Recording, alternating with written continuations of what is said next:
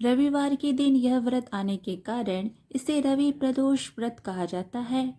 प्रदोष व्रत हर महीने के दोनों पक्षों की त्रयोदशी तिथि को रखा जाता है। रवि प्रदोष व्रत कथा इस प्रकार है।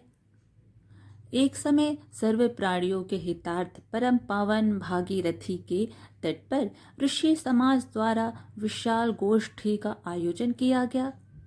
इस सभा में व्यास जी के परम शिष्य पुराणवेत्ता सूत जी महाराज हरि कीर्तन करते हुए पधारे। सूत जी को आते हुए देखकर शौनकादि 88,000 ऋषि मुनियों ने खड़े होकर दंडवत प्रणाम किया। महाज्ञानी सूत जी ने भक्ति भाव से ऋषियों को हृदय से लगाया तथा आशीर्वाद दिया। विद्वान श्रीगण और सब शिष्य आसनों पर विराजमान हो गए। शौनकादि ऋषि ने पूछा, हे पूज्यवर महात्मे, कृपया यह बताने का कष्ट करे कि मंगलप्रद कष्ट निवारक यह व्रत सबसे पहले किसने किया और उसे क्या फल प्राप्त हुआ। श्रेष्ठ सूत जी बोले, आप सभी भगवान शिव के परम भक्त हैं। आपकी भक्ति देखकर मैं व्रती मनुष्यों की कथा कहता हूँ, ध्यान से सुनो। रवि प्रदोष व्रत की कथा के अनुसार एक गांव में अति दीन ब्राह्मण निवास करता था। उसकी साध्वी स्त्री प्रदोष व्रत किया करती थी। उसे एक ही पुत्र रत्न था। एक समय की बात है, वह पुत्र गंगा स्नान करने के लिए गया। दुर्भाग्यवश मार्ग में चोरों ने उसे घेर लिया और वे कहने लगे कि हम तुम्हें मारेंगे नहीं, तुम अपने पिता के गुप्त धन के बारे में हमें बतला दो। बालक दीन भाव से कहने लगा कि बंधुओं, हम अत्यंत दुखी दीन हैं, हमारे पास धन कहाँ है। तब चोरों ने कहा कि तेरे इस पोटली में क्या बंधा है। बालक ने निसंकोच कहा कि मेरी माँ ने मेरे लिए रोटियां दी हैं। यह सुनकर चोरों ने अपने साथियों से कहा कि साथियों, यह बहुत ही दीन दुखी मनुष्य है, अतः हम किसी और को लूटेंगे। इतना कहकर चोरों ने उस बालक को जाने दिया। बालक वहां से चलते हुए एक नगर में पहुंचा। नगर के पास एक बरगद का पेड़ था। वह बालक उसी बरगद के वृक्ष की छाया में सो गया।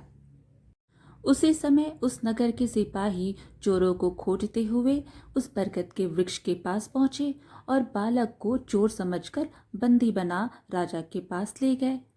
राजा ने उसे कारावास में बंद करने का आदेश दिया। ब्राह्मणी का लड़का जब घर नहीं लौटा तब उससे अपने पुत्र की बड़ी चिंता हुई। अगले दिन प्रदोष व्रत था। ब्राह्मणी ने प्रदोष व्रत किया और भगवान शिव जी से मन ही मन में अपने पुत्र की कुशलता की प्रार्थना करने लगी। भगवान शिव जी ने उस ब्राह्मणी की प्रार्थना स्वीकार कर ली। उसी रात भगवान शिव जी ने उस राजा को स्वप्न में आदेश दिया कि वह बालक चोर नहीं है, उसे प्रातःकाल छोड़ दे, अन्यथा उसका सारा राज्य वैभव नष्ट हो जाएगा। प्रातःकाल राजा ने शिव जी की आज्ञानुसार उस बालक को कारावास से मुक्त कर दिया। बालक ने अपनी सारी कहानी राजा को सुनाई। सारा वृत्तांत सुनकर राजा ने अपने सिपाहियों को उस बालक के घर भेजा और उसके माता पिता को राज दरबार में बुलाया। उसके माता पिता बहुत ही भयभीत थे। राजा ने उन्हें भयभीत देखकर कहा कि आप भयभीत ना हो, आपका बालक निर्दोष है। राजा ने ब्राह्मण को 5 गांव दान में दिए, जिससे कि वे सुखपूर्वक अपना जीवन व्यतीत कर सके। भगवान शिव जी की कृपा से ब्राह्मण परिवार आनंद से रहने लगा।